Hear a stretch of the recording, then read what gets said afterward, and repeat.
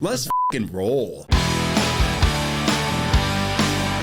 right, everybody, welcome back to the McBastard Studio here in FOCO, USA. You're watching the SaltyMF Go podcast. Today, we're really excited to talk to Brooks Austin. Some of you guys know him as the film guy, editor of Dawg's Daily. He's really a media personality. He's one of the best kind of sports analysts I've ever seen, and I'm not a big guy that watches a lot of sports analysts, but I think the guy's a really talented guy. So let's welcome Brooks Austin. Welcome, buddy. Yeah, man. Just for reference for the audience, we were talking before. You didn't even know who Stephen A. Smith was. So to say that I'm one of the best sports analysts in the world and not knowing who Stephen A. Smith was, not to knock your credibility, but, you know, it's not high. That's truthful, and I'm really sorry out there, Stephen. I apologize. I'm just not a big TV guy, but I have listened to Brooks, so maybe I've got that reference point. Good point, touche. No doubt, man. I'm glad to be here, man. It's good to be here. Hey, by the way, lived in Georgia my whole life. I've heard of HOCO, Houston County, right? Yeah. Never heard of FOCO. FOCO, Forsyth. I figured that out. Yeah. You know, I put it together, but FOCO, not one I've heard. So, that's an interesting new. You know, it's kind of like Compton, but the East Coast. But to be honest, as a podcaster and as a content creator, it is very important to have a smooth intro. Yeah. And it took me a couple of years to find one. And you said you're only a couple months here. Yeah. That's a smooth little it hits. First 6-7 seconds, doesn't take long. Boom. Welcome to the Bastard Studios. McBastard Studios? McBastard, yeah. McBastard Studios here in FOCO, Georgia. Yeah, so the story behind the McBastard, just so you know, so I found out I was adopted last year at 53. So, so I got all my kids together and I said, you know, in lieu of this new information, I'm changing our name to the McBastards. So that's where the McBastard Studio came from. So, dude, to find out information like that at 53. Crazy. Wow. Crazy. My mom just came in town. She lives down in South Georgia, and I don't get to see her very often. So when I do, I like to probe her about my childhood, and I find out new things about my childhood all the time that are minor details. Yeah. Hey, I'm just going to give you some advice, Brooks. Stay off the damn, what is it, the 21andMe or all these. Yeah, stay off those things. Yeah, not going to give them my DNA in the first place, to be honest with you, but not too curious in my distant past, just my immediate past. Well, you're so when I did start following you, and we've met a couple times at Classic City and some other places, and I knew that, you're everything dogs, and so I was kind of wondering, for whatever reason, I don't know why in my head it didn't sit like that. I didn't think you were a local, Douglasville, Georgia guy, and I don't know why that is, but in my head, I'm like, is this dude from Georgia? People can't place me. I find people doing this to me all the time. They can't figure out where my dialect comes from, or he doesn't have any type of accent. In fact, I had a neighbor tell me they thought I was from the Bronx the other day. They can't figure out my intellect. Douglasville, Georgia is a very unique place, at least when I was growing up, where it really was America's melting pot, where the origination of America is all kinds of different, intellects, all kinds of different environments, all type of different cultures. So I think I'm an amalgamation of a lot of things. Yeah. I don't hold one Southern accent or one Northern accent, but my dad's from Colorado, most of his family's from Colorado and Midwest. My mom's side's super Southwest Atlanta the whole time, so I don't know. I just didn't get one. So I didn't get a dialect. So when people hear me, they're like, "Where's that guy from?" At least they didn't call you Ohio State fan, so that's good. No, when people watch my content, they swear I'm a Georgia homer, and I'm like, dude, they are on top of college football. So if I say that they are good at something, I'm not crazy. Yeah. They're dominating college football. Yeah. So I'm going to say positive things about the team that's on top. Yeah. Even me, a guy that doesn't watch a lot of TV, knows that the Dogs are on top. So that's awesome. Well, I mean, you played football. You were a center. My dad was a center, All-American linebacker center. So I have a thing for centers. I used to make my kids play center, and they get mad at me for doing that. But what's interesting to me is your passion for the sport, which is really cool. Because a lot of people that are commentating or analysts, and they kind of break it down and they give you the X's and O's. And one thing I liked watching and listening to your shows is, you're pretty passionate about it. You kind of say some real shit, right? Mm-hmm. So you loved football. I loved football. I coached kids for 22 years later. That's how I kind of fulfilled my obligation in football. Yeah. But why are you so passionate about it? What gives you that passion? About the game of football in general? Football and just kind of being around it. I mean, you're still in it. I think those of us that were like touched and forged by football, like football touched my life at a very young age. It's like one of the very first things I tied my identity to. I find that a lot of young men like that end up gravitating back toward it, particularly that if they leaned on it for their growth, like if they leaned on it for their opportunities as well. Like I was a relatively smart individual, don't get me wrong. Test scores were great, but the grades were not because I didn't really care about school. I was selectively applicable with my attention span, if you will, as a young teenager. So I cared about sports, and I knew it was my path to at least college. But I never had these unrealistic dreams about my athletic abilities. Like my brother was the great athlete. I was the one that was just going to use it to get to college. Never thought I was going to play in the NFL, with just wanting to get to college. So I think that idea of I'm just using it to get to the next place gave me a different love for football. And when I got out of college, I'll be honest with you, man, I lost a bunch of games in college. Lost a shitload of football games. Brad, I'm gonna be honest with you. In 5 years of college football, I won 7 football games. Oh wow. 7. We lost a shit ton of football games, and I was constantly getting beat up. Body was hurting, brain was hurting when I got done, and you go through this like decompression as an athlete once you get done. And I wanted no part of football. I didn't want to be anywhere around it.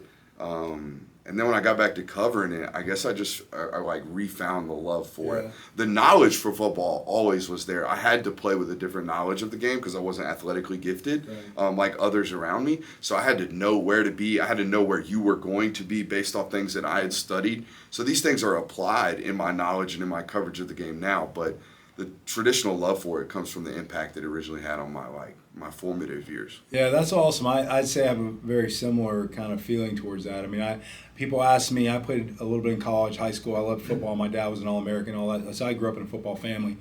And, people ask me back, and like Little League was my most favorite time during sports, not high school, not college. And I think that once you get out of that and you've done it so long and you've trained so long, I kind of had that phase where I burned out. And then when I had kids and started to get back into coaching, that's kind of like when I fell back in love with football and really the game of football, right? And what it truly means. Like you said, it kind of, you're forged in it. That's an awesome word because, anyone that's ever played the sport of football, it is the ultimate team sport. I mean, for sure. Ultimate. I mean, you depend on that guy next to you, behind you, whatever it is. And I kind of loved that we're in it together thing. That's just kind of my one thing I missed when I left the game was like the critical like correction afterwards. Like you get out of playing football and you get out of the environment of sports, and I didn't have like someone to tell me, hey, you did this wrong today, and this needs to be fixed tomorrow, and this is how we get better. And like they would come and like be abrupt about their corrections. Yeah, you get into the corporate world. No. And people just kind of let you do what you do. Yeah, and then you get fired. And then you get fired. and you get evaluated quarterly or you get evaluated biannually or whatever it is. Yeah. And then you're done. There's no corrective action day to day. Right. I think that if there's anything that the corporate world might be able to take from the sporting world, it's that corrective criticism that doesn't come off like, oh, that guy's hating on me or that guy doesn't like me or that manager doesn't like me. Woe is me. I'm. For lack of a better term, the bitching and the moaning, like the complaining. 100%.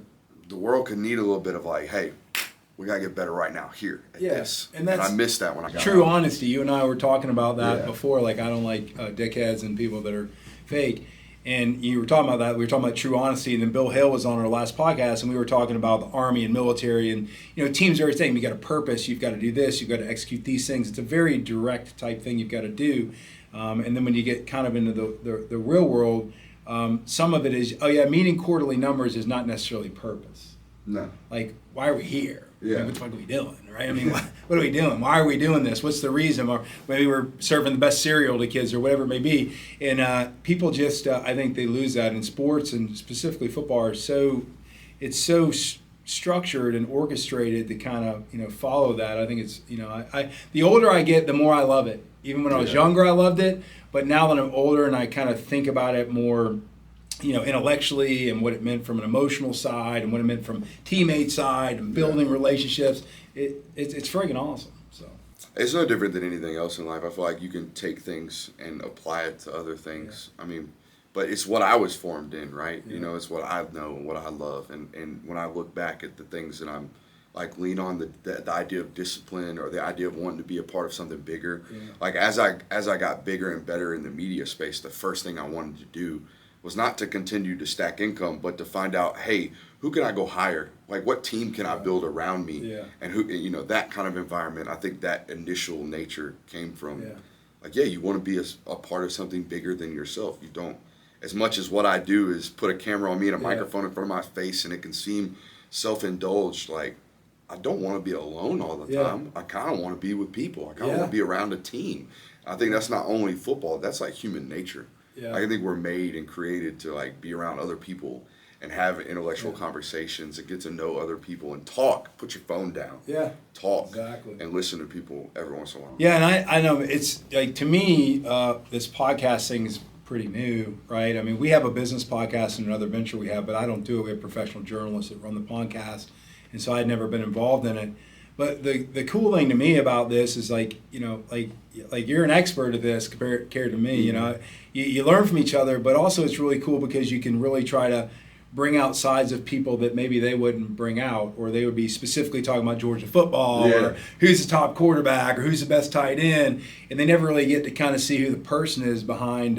So I think that's why you've had some success, because you're pretty genuine, and that's, you know, like I said, we want to deal with people that are fucking teeth. You know, dude, I produce so much content, and I'm on air all the time by myself for so long that I figured out that, hey, dude, if you're trying to create something, if you're trying to like be something other than yourself on air, that's just gonna get really like draining. Yeah. Like and you're gonna dull, and you're gonna feel like you're performing. You're gonna feel like when the cameras are turned on, you're a different version of yourself. And that's no way to do this for long term. Yeah. And so, and not only that, it's not original, like you're saying. It's not genuine. It's not who you are. Yeah. So at some point, something clicked where I was just like, I mean, I always worked at it. Yep. But there was something blocking me from just saying, man, fuck it, just be you, bro. Just go out. And if people don't like you, they don't like you. If they love you, that's great. But what they're not gonna have is no opinion. Like I made a decision. It's like, hey, I'm just gonna be me, and people are either gonna dislike it, they're gonna love it, or they're not gonna be like, oh yeah, Brooks Austin, yeah, I mean he's whatever. I don't have an opinion. Yeah. I wasn't gonna allow that. No, that's great. I think you know where you stand in life if you kind of really who you are. I mean, I've always been like, if you're loyal to me, you're my friend, I'll do anything for you. If I don't like you, I mean, I don't give a shit. I might think about you. I'm not even gonna think about you ever again. I don't really care, right? Yeah. And so I think people, and it's a good point just for like a light lesson out there for the kiddies, is be yourself. I mean, you don't have to. My dad always just say, hey, when you die, Brad, if you can count the number of friends, good friends, on one hand, not both hands, one hand, you had a great life. And the older I get, that's true. Like, you can name 3 or 4 or 5 go-to guys, buddies, who are going to help you out. I mean, you've had a good life. You're not alone. So this is not the first time I've done something like this, but the first time I've done it in long form, or at least like in person. Like I have a lot of people that have me on like smaller podcasts. And they're like, hey man, how'd you get started or whatever? And I was telling my wife, the next time someone asks me a question like that, I'm going to explain to them that I have 2 phones, okay? I literally do. It's not a joke. I have 2 phones. I have a phone that is like my life before I became obsessed with this, okay, which I believe is my purpose. Yeah. This is my purpose in life, to pursue this with like utmost attention, like the hardest I can go. And my original phone, my 404 number, it never rings, bro. Never rings. No one calls it. No one texts it. No, I don't send phones off. I don't even know where the damn thing is right now. And well, that's why you don't know when it's calling it, because you don't know. Well, probably, but in my mind nowadays, like that phone represents my life before. Yeah. My life before I became obsessed with what I want to do. Yeah. And you know what? My relationships have been impacted, and like it is lonely, dude. Like I had a best friend of mine who stood like 2 doors down from me during my wedding. Meaning like 2 people behind my best man. Dude, I didn't even get invited to like his bachelor party because he ain't seen me. Yeah. I've been in a lab for 4 years. I've been just like consumed with this thing. And it hurt, and it felt bad, and like my feelings were hurt, right? Yeah. And then I got to thinking, it's like, that is the cost. Yeah. Like sometimes it's the cost Yeah, of doing what you're supposed to do. And it doesn't mean you need to think less of that person or they need to think less of you. And in reality, it's just like Steve Harvey said, some people are in your life for a season, not like, they're just there, like for a season of your life. And I'm definitely in a very different season of my life than I was when I was 18, 20, 22 years old. Wait till you're 55. And you're right, man. Like those, I don't need a whole team. I just need a couple of motherfuckers. I love that. I'm bad at names because I don't know. He's a big fat guy from New York. Joey Diaz. Yeah, Joey Diaz. There you go. Thank you. I don't need a team. Yeah. I need 5 motherfuckers. He said he needs 3 bad motherfuckers. Yeah. That's why I'm going to take over the world. And that's true though, because once again, those people, those friends, those business partners are all working towards something. They want your success. Yeah. What I've seen in life as you get older is you have to find, and you mentioned the key word, and I tell my kids all the time, you got to find your purpose. Mm-hmm. And your purpose may not fit, your wife, your brother, your dad, your mom, your friend, your girlfriend, whoever. It's your purpose. And if that drives you and that's what your purpose is, we give a piece of ourselves away a lot. And some of that's necessary. You give it away to your kids, you give it away to your family, and some of that's really good. You don't want to isolate everybody just for that. You don't want to kill everything else. But you give a piece of you away a lot, and when you find your purpose, that's for you. That's about you. Yeah. That's what you are here for in life. And that's a cool thing when someone really finds their purpose. And you're going to piss some people off anyways. Who cares? Whatever. If you don't like what I'm doing, great. It'll also, first of all, your purpose is not on your timeline. It ends up coming whenever it comes. Yeah. It just happens. But I think it's also how you find the most optimal version of yourself. Like if you want your wife to truly love you, if you want to be the best father, if you want to be the best husband, if you want to be the best friend, like you kind of have to be doing the thing that fulfills you the most. Yeah. You know what I mean? Or you'll be miserable. Or you'll be miserable. Yeah. Or you'll have to summon the energy to fake through the interaction that you're having, right? Yeah, that's true. But no, I think finding the purpose is important. But I was telling the other Brooks, your producer, before he came in here, I was trying to ask him what he was doing and whatnot, and I heard Mark Cuban say this the other day. People talk about following your passions. Like, what are you passionate about? That's bullshit. Yeah. Like, passions are cute. That's awesome. Yeah. But he said, follow your efforts. What do you put your effort and time into? Because if you put your effort and time into something, you're probably going to be great at it. Yeah. And I'll tell you right now, I don't know of a person in my industry that works harder at what I do, spends more time on it, studies it more, is more passionate about it.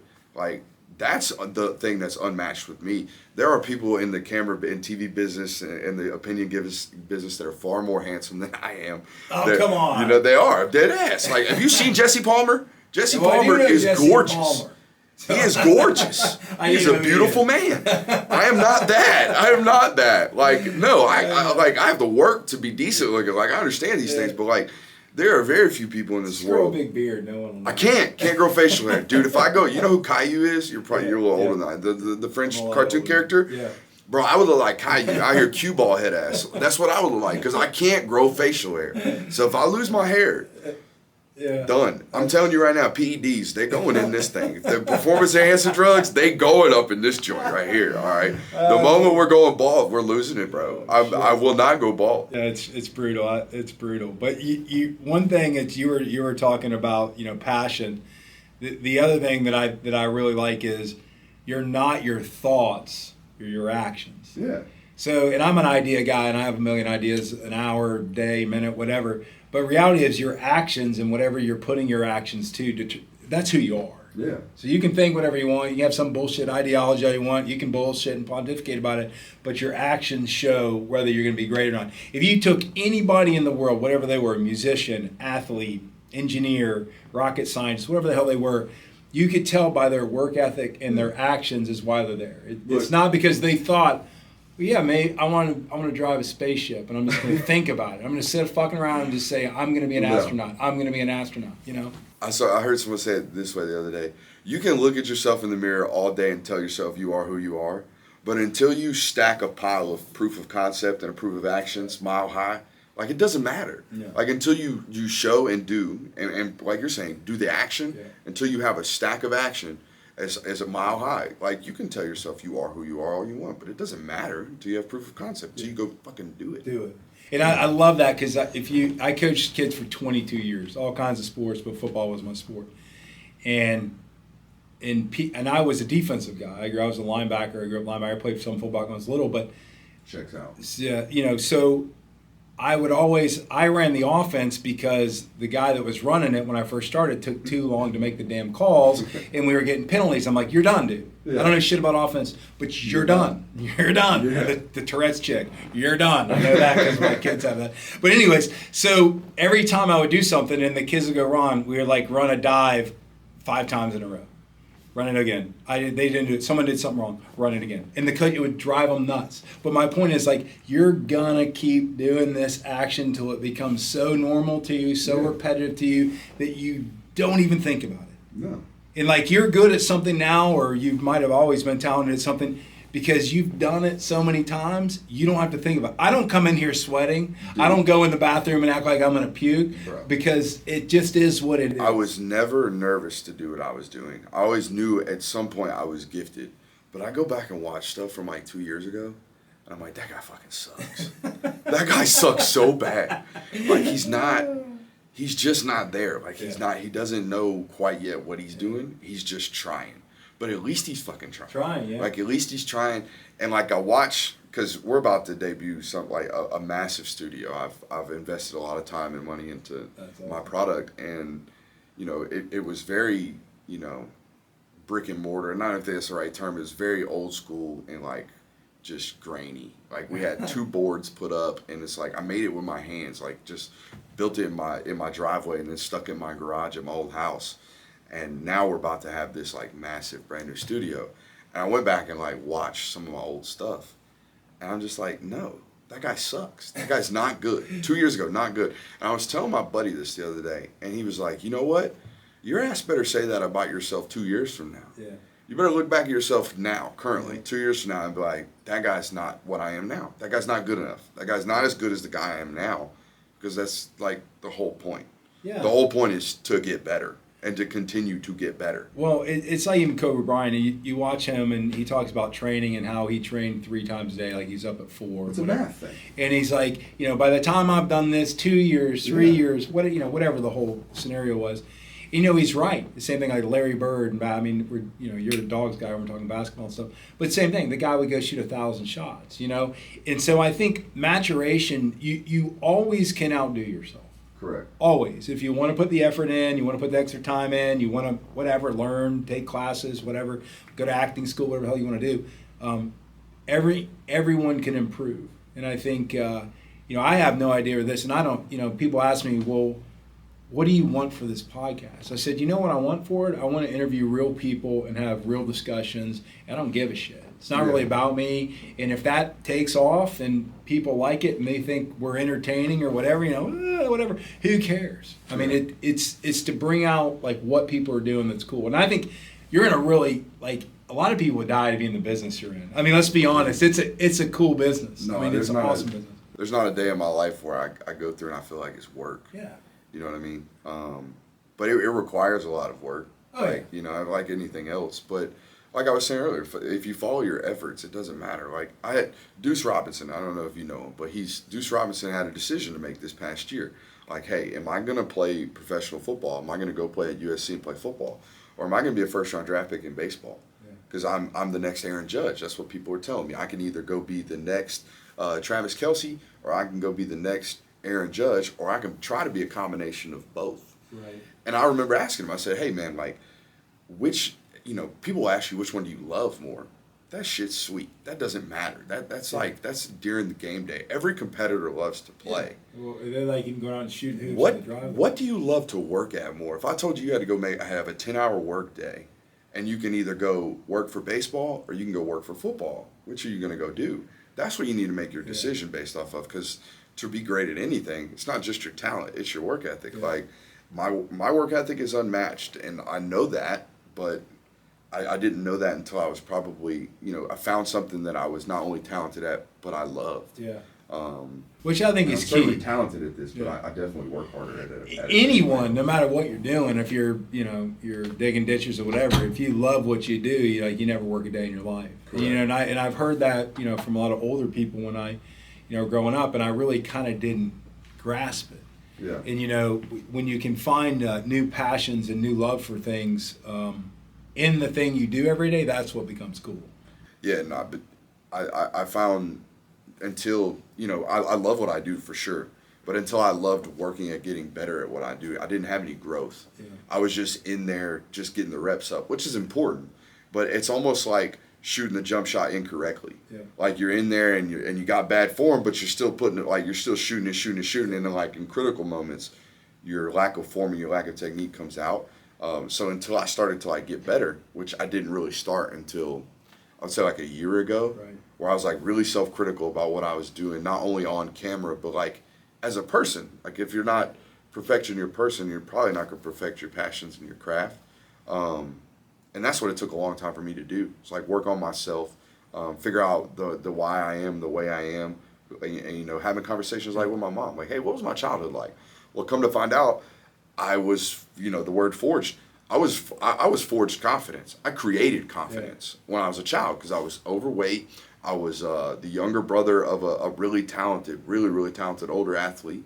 And we had a divorced parent, so I was by myself a lot, and you carry yourself in conversations where you have to become a better talker. Yeah. You have to be the funny guy. We had a funny phrase in high school called the designated ugly friend, where you got a group of girls, and there's the one girl that's she's designated to be ugly. She's there to make, and I was the designated ugly friend for my friends.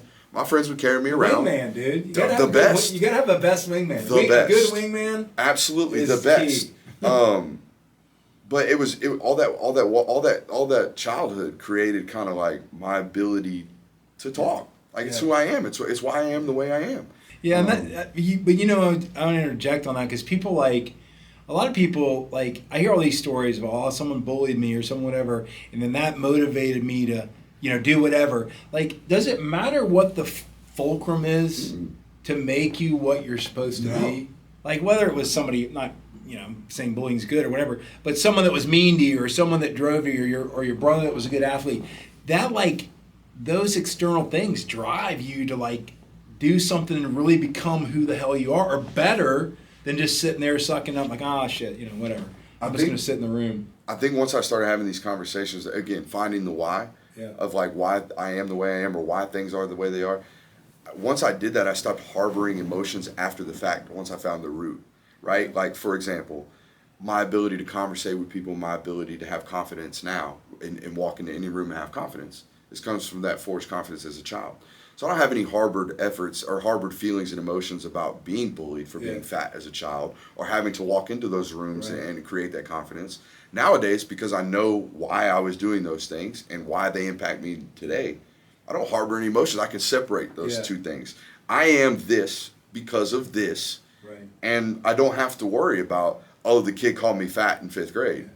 No, I'm not a victim of that anymore. Now, it's a byproduct of who I am. It is a benefit for me. Right, and that's what I'm saying. I mean, points are we all want life to go smooth, and we want life to not have any rough edges.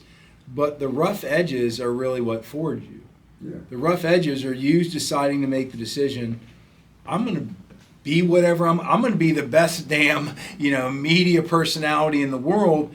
You were forged by the things that happen in your life, good and bad. Good and bad. So when after I found out I was adopted, everyone was like, "Oh, are you really mad about it?" I'm like, absolutely, new age. Absolutely not. I have more respect now for my parents that adopted me than I ever had before. They were awesome fucking people anyways. And now, that's really badass. Yeah. I never knew. They weren't. So those things that we think sometimes, they may be negative or perceived negative, but when you get older in life, like you were, and you kind of analyze it, same thing. You're at a point now where you can kind of analyze things and say, well, that's actually maybe the reason I am who I am. Yeah. Or it drove me to do what I wanted to do. And most people just want to harbor the negativity of stuff and don't see positive things that come out of it. You mentioned edges. I find that important because, obviously, as a father, you're a father, try to create a better life for your child. not that I had a bad upbringing, but there were certain aspects of my childhood and certain things that happened to me that created edges, created hardened aspects of my life, that created who I am. Right. And I wonder, as someone who's creating or trying to create the best life for my child that doesn't have a lot of difficulties, how do I go about creating those edges in him? Because as a man, you got to have edges and you got to be hard. Like, you can't walk through life and be not soft, but for lack of a better term, soft. Like, you can't be smooth. Right. You can't be smooth and be a successful man. That's where I don't believe. You can't just walk through life letting things just fall off you. Right. Like, we got to have edges. We got to have a point. You know what I mean? I agree. I mean, I've got 4 kids and whatever, and I didn't have a rough life at all. My parents, I had obviously a pretty decent life, but I mean, the hardest thing with kids on that, and as you know, with your 2 kids, is, I think you just need to be disciplined with kids and discipline them and teach them things, the basics, rights and wrongs and whatever, and life will give them some of those edges. Yeah. Like, it doesn't matter. Like, as much as I want to protect my kids from all the horrific things that happen and go on, life has a way of creating edges. Failure will find them eventually. Yeah, even if the parent wasn't hard on them. And I think what most parents do in that case is they're trying to prolong it. I see us and I see myself trying to prolong them having that to like hit the shit. This sucks, and that's a natural instinct as a parent to protect them. But I think the edges in life they're coming, folks. If you haven't had any, they come, and they suck sometimes. They really suck. No, they absolutely do, man. Well, I know that as a content, I'm not a very big content creator, as from a length of time. It's a very short time for me. I find it like everyone's content. You gotta have content. You gotta have content. Well, you gotta have good content, and you gotta have volume of content, and you're just like, oh shit, like how do you deal with that? Regardless, I know you've got sports to pull from and a lot of things going on, but how do you organize that in your head as to, all right, what am I gonna do? What really is gonna be good content versus just pushing shit out? I let my ADHD fucking roll, bro. You and I are brothers showing out about it. If my brain tells me to do it, I fucking do it. I love it. I fucking do it. I love it. But here was the thing for me. Like, I had to cut out alcohol, and I did it because I had a problem with it. I couldn't. Like, I admire people who can have like a couple of drinks, call it a night. Like, I feel buzzed. I need to stop. My wife's this way. Yeah. She feels like she's getting too intoxicated. She just calls it a night. Not me, I'm brother. Like, bring another round of shots. Yeah, not me, brother. I'm full gas, full tilt. Let's fucking go. That's like all day long me. So I had to cut it out. But what I found when I cut it out was that I wasn't building upon thoughts. So like, I would get to the end of the day and it would be like 5, 6, 7 o'clock, and things would start to get fuzzy. And then come 8 o'clock the next morning, whatever I was working on towards the back end of the day was just not being built upon the next day. It was almost like getting to 100% completion, shutting the computer off, and it rebooting the next morning at 75%. Yeah. Well, I was losing a quarter every single day, and I don't think I realized that. But in my life now, like, I had to set schedules. Like, I'm a live streamer. I'm a content producer, but I produce live stream content. So if I'm going to be a live streamer, well, by God, dude, they need to know that you're going to be there Monday, Tuesday, and Thursday. Right. I went back and watched some of my old stuff. Do you know how most of my shows started? They're like, hey, everybody, welcome in. I know normally we're at such and such time, but today we started here. Yeah. I know normally on Tuesdays we do such and such content, but tonight we're doing this. I'm basically telling my customer, hey, guys, I ain't really prepared today. Yeah. I'm just kind of fucking showing up. You know what I mean? But at least I'm showing up. Yeah. But, like, once I cut out alcohol, which, again, was February last year, like, I'm kind of a thing at this point. Like, I'm successful. It's my career. Yeah. And I wasn't perfecting it. I was just kind of bullshitting. My talent had gotten me through it. Yeah. My abilities had gotten me through it. My general work ethic had gotten me through it. Yeah. But it wasn't refined. It wasn't refined at all until, like, I mean, no shit, like 4 or 5 months ago, 6 months ago, I believe. And now, like, thank God I got to where I was, luckily. Because I think I had a lot of blind luck, but I like worked myself through all the barriers. But like, I'm at a different place in my life now, and I'm really ready to rip. Well, you love it and you're passionate about it, and that's cool. I mean, people can pick that up. Mm-hmm. Like if I just got here, I'm like, they'd be like, this guy doesn't give a shit, Yeah. And I mean, it's funny because you talked about ADD, right? And so I laugh because growing up, all my boys were like me. They're spazzes. I mean, and I was never diagnosed with that or had Ritalin or whatever, but we just got a spanking. That's what I'm lucky to have stayed away from it. Yeah, that's what I just got a spanking when I was little. And I was talking to this woman, she's like, oh, my kid has ADHD or whatever. And I'm like, look, lady, it's a fucking skill. And she's like, what? I said, when your kid gets to the work environment and he's placed against little Susie or little Johnny that's used to going A, B, C, D, E, and fucking E's over here and Z's flying and Y's, that kid's going to be a superstar because he can process and do a bunch of things at once. And it's been the greatest thing that ever happened. Wait a minute. You're telling me Buddy's motor don't stop? Let's stop that. Let's slow that down. Let's put some amphetamine into that shit. Shut up. Yeah, exactly. Like, if Buddy's motor don't stop, let him go outside and run until it blows. Like, just let him go. I'm so glad my parents didn't do something like, because we were offered Ritalin. Ritalin, yeah. You're giving 5-year-olds, 6-year-olds, 7-year-olds, 8-year-olds Ritalin. Yeah. Like, stop. You're an idiot. And let them be them. The Army won't even take them, or the military won't take them if they're on Ritalin. So that ought to tell you, parents that are big Ritalin supporters out there, that something might not be right if they're going to let your kid go into the military services. So. Like, it's good that I can't sit still. It's good that my mind doesn't rest. I need those things. Like, I was telling my wife this the other day, I don't know if other men are like this. I don't know if I know other business owners are like this because you have to be. Yeah. But my mind's constantly going. Yeah.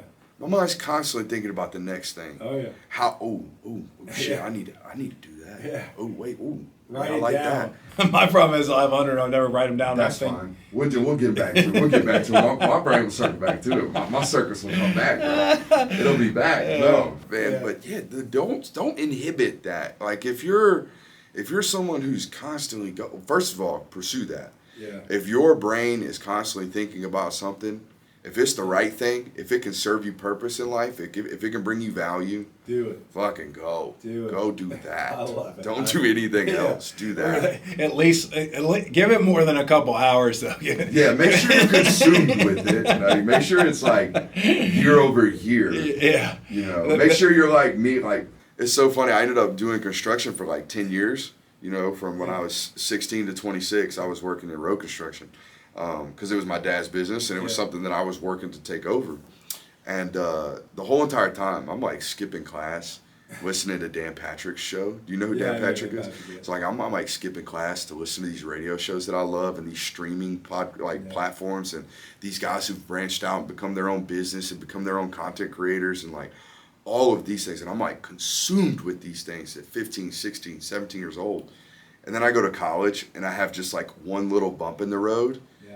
And everybody's like, just go into business, man. Just get a basic business degree, give up on that dream, and just like be a normal business guy. Yeah. I'm like, all right, be a business guy. Get into business and fucking hate it. I'm like, I don't hate it, but I'm never gonna pursue this with like the intent to be great at it. Yeah. So I can't do it. I can't do something that I can't not think about all day long. But like, I need that. But most people too that are like successful musicians, people like that, I mean, like I said, you perfect your art and you become, not just a commodity of millions of people that learn how to play guitar, but you become a master at it. I mean, people will come to you. People will flock to you, right? And I know that the things that you're doing, because even Brooks. So it's funny here. So we have Austin Bruce who works with us, and Brooks Whitley. So when Brooks came in, I said, "Hey man, if my ADD goes whack, and I call you something different, don't get mad at me." But Brooks is his family went to Georgia, a big Dogs fan, and he was just like, when I told him you were coming, you would have thought like, I would have been like Sophia Loren when she was alive. That would have been cool or something. Yeah, he's good dude. He was so psyched about it. So I mean, you've got some good loyal fans, and that's key, right? I mean, I think you got to have the loyal fans that believe in you. And I think the loyalty only comes with the originality. Like, they resonate with what you're doing, and if you're not being yourself, then it's probably not going to be something that resonates with them. And you're right.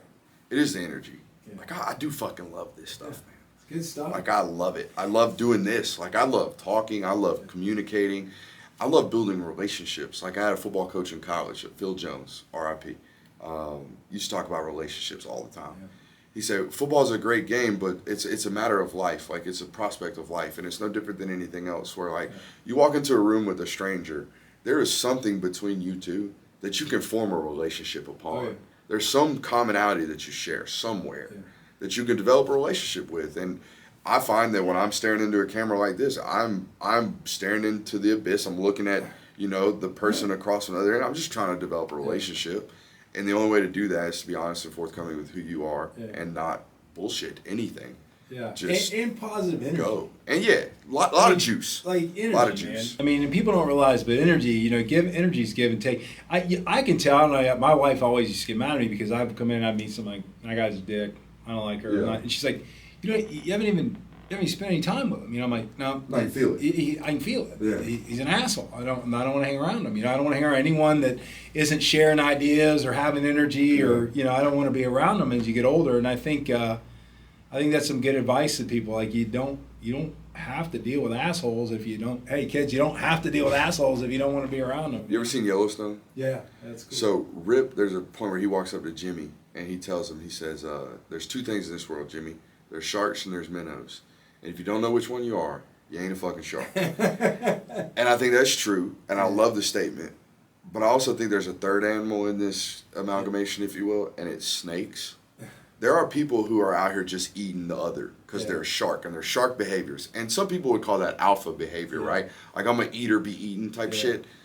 And I'm fine with those people. Yeah. Like, if I sit across from you and I know you are an alpha, or if I know you are a shark, we can swim in the same waters. Yeah. I'm good. And if you're a minnow, that's fine. There's a lot of minnows in this world. There's a lot of rounded edges in this world. Yeah. There's a lot of people who are just, you know, they float with the ocean and they're fine. But if you're a snake, if you're out here slithering around with devious behavior, you need your head cut off. I can't be around you. Yeah. I cannot associate with you. I can't be around you. I can't deal with you. So yeah, I think we both agree. Nobody wants any snakes, and I think you see a lot of that in business in general, and people that aren't genuine or can't think of their own ideas or steal your ideas. I know in a lot of the world with competition, a lot of people take what SaltyMF is wrong. Like they really think like we're the fucking good guys, and they think like, you know, MF, you guys are, you know, bad guys doing something different. And I think you just kind of have to, got to ignore some of these people. But it's interesting when we first started, they said, hey, and I can't tell a story because we tried to get I won't do it because I don't think it'd be right. But we tried to get someone that just went to the pros to be, you know, one of our kind of athletes. And they were okay with it. And their dad said that, you know, my kid will never represent anyone that has MF in their name. And then something happened pretty drastic, and I called one of my friends and go, well, maybe he should reconsider. Maybe his kid's not all white and clean like he thinks it was. So it was kind of funny, like that they were thinking like we were bad or it would hurt someone's reputation, and then the kid went off and did something absolutely stupid, you know. I understand this idea of like, I guess the PC culture is the wrong term, but like, dude, I cuss. Okay, I'm sorry. I'm 28 years old. You know, I'm 28 years old. I grew up in a household. I grew up on construction sites. Oh, yeah. You know, people swear. Yeah. It fucking happens. You know what I mean? Yeah, like cussing anonymous. I'm 55. I'm Brad. I cuss. Yeah. I'm Brad. I cuss. No, but like, how else do you describe what you were trying to describe? I want salty motherfuckers. Like I want someone who has something about them. Yeah. You know, like it's just like you. Your life is salty. I mean, you know, it's not to any genre. It's not to any, you know, demographic. It's not to any gender. It's like, you know, hey, my grandmother was pretty salty. My granddad was salty. My dad was salty. You know, I know a lot of salty people that never got any credit, never got recognized, never, you know. So the whole idea is like to have real people that are honest, open up, tell us their life stories. I mean, I think it's really cool that we're talking about this, and we haven't really talked anything really about football to an extent or dogs or what you're doing. And, you know, that's cool because, look, it's life. Dude, like I am obsessed with football. I was up till 1 o'clock last night studying football. I was. But like the more I get into this, and the more I understand that, like, success is tied to the other things. Yeah. It's 9 times out of 10, success is tied to the things you're doing outside of your own work. Right. Like, if you as a person are not working on you, and you're not trying to open up and trying to find out, hey, how do I improve this about myself? Like, clearly I have a drinking problem. How do I address that? Well, this is how I do it. Well, the origination was finding that the problem anyways. And like, if you're not inward thinking, if you're not working on yourself, particularly as men, you're just not going to be successful. Yeah. You're just not. So the football is important. Yeah. Do it. That's my job, to understand football and to be able to communicate football and make football entertaining on my content. Yeah. But that's not who I am. That's not why I am. Those things are tied into what we're talking about. Well, and we all think we're so different. Yeah. Right? I mean, I'm a lot older than you, whatever, but we all think we're so different. If you really look at the commonalities of people and you really sit down and talk with someone and really figure out who they are, what they're about, whatever, we're not that different. No. Like, and it's like we try to divide people, and this whole divisiveness in the country and all the between genders and race. It's bullshit. Yeah. If you sit down one-to-one with a person, you can have a conversation, you can debate. And what I don't like in the world today is no one can debate. Like, you and I sit down and, I like Georgia, I like Alabama. Tell me I like Alabama. We can debate that, and at the end, not be pissed off because somebody there's a few people like Nick Saban out there. But, my point in that is I think people just, they need to just, listen, shut the hell up, and have a conversation. So it's the extended conversations is what's needed. Yeah. It's like what I was talking about earlier. Like, I enjoy this. I think this is what we're supposed, as humans, this is how we're supposed to interact. Right. We're damn sure not supposed to interact in 160 characters like we were made to do on social media. We're forced into this. Like, you better get your opinion out, and you better be loud as hell. You better let everybody know right now this is how I feel. Right. And that's how you do it on social media. It's not how conversations are supposed to be had. It's damn sure not how debates are supposed to be had. Right. Like, the idea that we're going to, sit here and debate, and I get 2 minutes to explain my position, and you get 2 minutes to explain your position. This example, me answering right now, was 90 seconds. Yeah. How am I supposed to explain who I am, what I am, how I feel about something into its full extent in 90 seconds, 2 minutes? You're not gonna effectively communicate that way. And I think people need to understand that people come from different backgrounds, different socioeconomic. And reality is, you're never going to see eye to eye with people anyways on everything. You're not. You can find common ground. That's the most unifying thing. It's like when all this COVID bullshit thing and they started closing down sports events. The one thing that unifies everybody? Sports. You go in a bar, you can be an Indian, an Irishman, a Scottishman, or whatever, and man, you got your Philadelphia Eagles or Georgia Bulldogs shirt. You're the boys, your family. The one unifying thing, and that's the greatest thing about sports is it unifies everybody, all walks of work. You don't have to be a great athlete. You could be a terrible athlete, whatever it may be. I coached this kid one time. He knew everything about football. A little Indian kid. I called him Scrap Battle. He was awesome. Great kid. Wasn't going to be a high school football player. Wasn't going to be college football, whatever. But he loved the game, and to me, that was one of my favorite people because he got it at a 5 or 6 year old kid. Yeah. He knew it, he got it, and he loved the game, and that was awesome. It was one of my best experiences. I think one thing I've learned from this conversation, and especially you speaking about the energy and the passion is palpable. Yeah. You feel it. Yeah. Someone walks in the room, they love something, you feel it. Yeah. And you don't even have to be in the room. You can be through the camera. Yeah, no doubt. If they're bringing the juice and they're bringing the love, you feel it. What were you saying before on the TV? What did you say? You had to have that presence that, what do you call emphatic energy? Where you were talking about where the mute test. Mute test. Yeah, I never heard that, but explain that because the audience, because I thought that was cool. That was a good way to. Airport television is what we were talking about. And I have a thing called the mute test. And I think Stephen A. Smith is the definition of the mute test. If you're on television nowadays, I better be able to turn the volume off, no sound, and be able to know that you're fucking cooking. That whatever you're talking about, you are just here, man. Yeah. You're out here giving it. You don't have to be outrageous with the take. You know what I mean? I don't have hot takes. I start my show, telling you about intros. I start my show with a little thing called Nothing But Rants, the show where I find topics that I'm oddly passionate about and I pontificate upon them. These are not hot takes, but rather takes that I'm hot about. Yeah. So if you watch me, man, you can turn that fucking sound off, and you know, man, this guy, he was looking forward to this all day. This dude's coming in here ripping. Like, that's what I tell myself, like, before I go on that camera. And I try to apply that in life, man. Like, if you're juiceless, man, get the fuck out. Yeah, like, I don't want you around me. If you're one of these, I don't want you. I don't want you around me. I don't want you in my energy. You're fucking with my feng shui. Like, I gotta have juice, man. I gotta have people around me that are juiceful. But this is newfound in me. Like, this idea that I want to have, like, exuberant energy, and I want to be passionate about what I'm doing. This is new to me. Yeah. This hasn't been around forever, and if you knew me at 17, you probably would agree.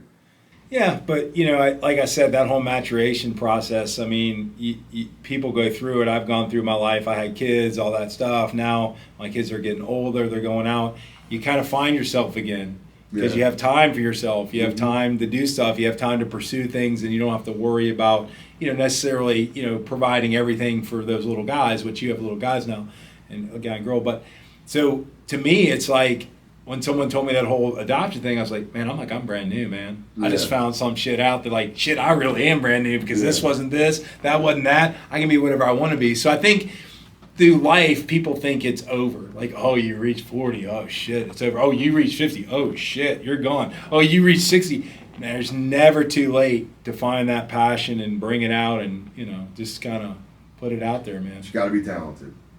You got to have some type of talent. Yeah, talent or don't be boring. Yeah, one or the other. you cannot be talented. It's like that kid that my kids used to watch. This kid that would open like toys and stuff. I never see this kid. The kid was making like $20 million a year, and all he did was sit in front of a camera and like open a toy and bring out the dinosaur and play with it and think what he thought. And I was like, God, it's almost mesmerizing though. I mean, it's stupid as shit, but it's mesmerizing. So.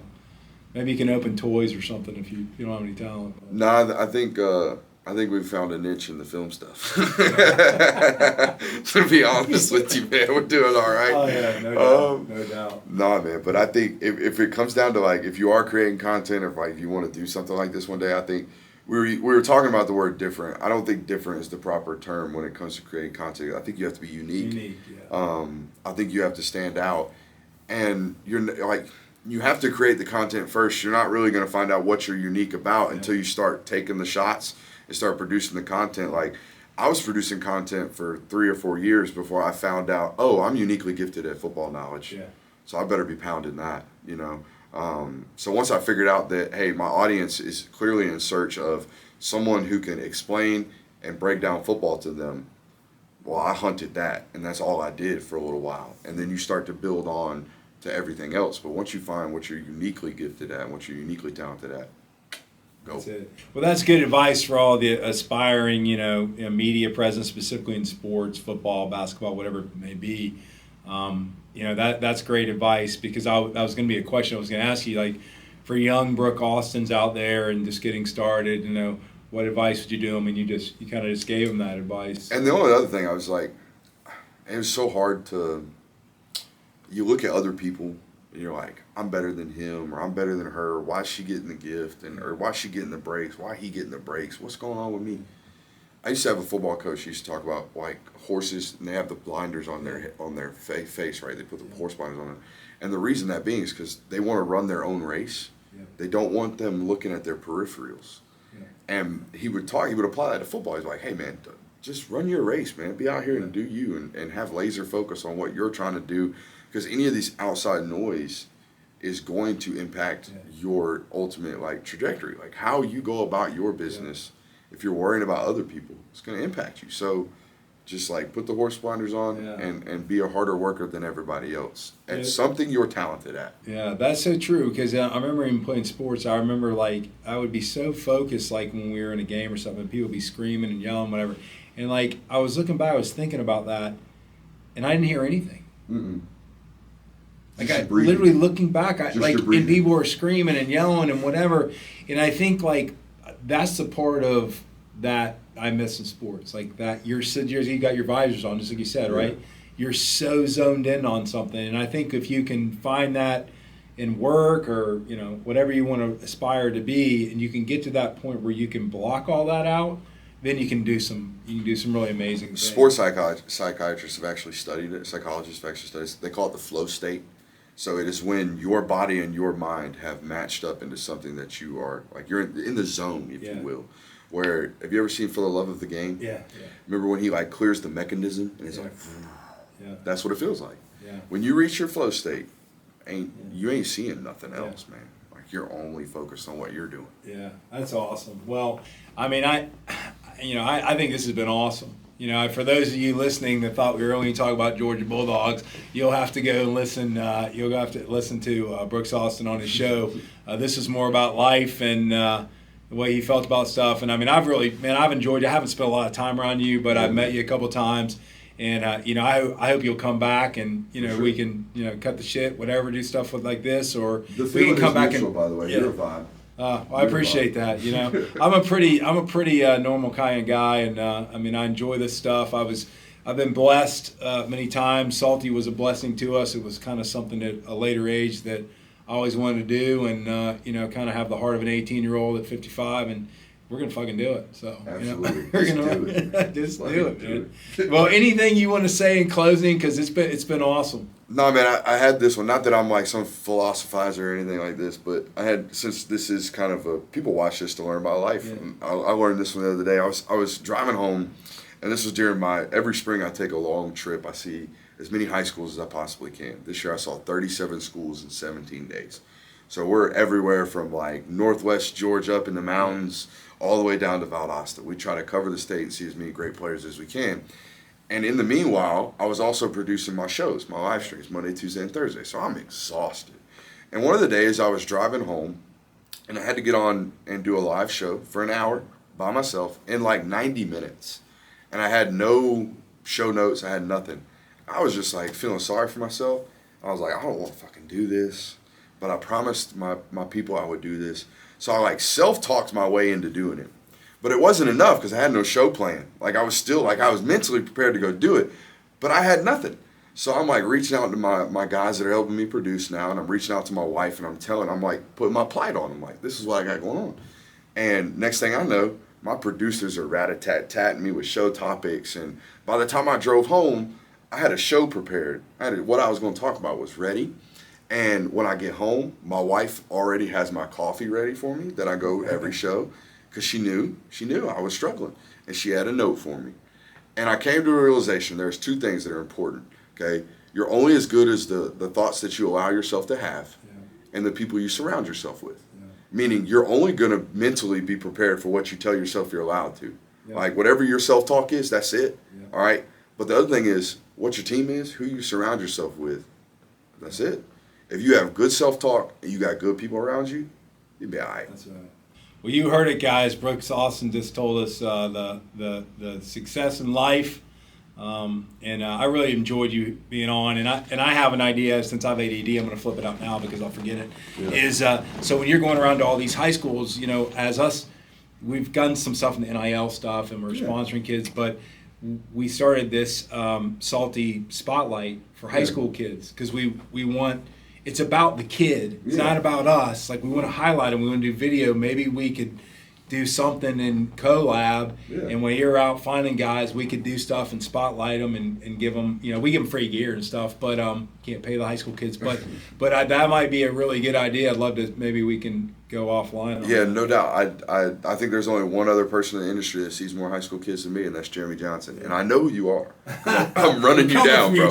I'm coming for you. Salty's on the team now.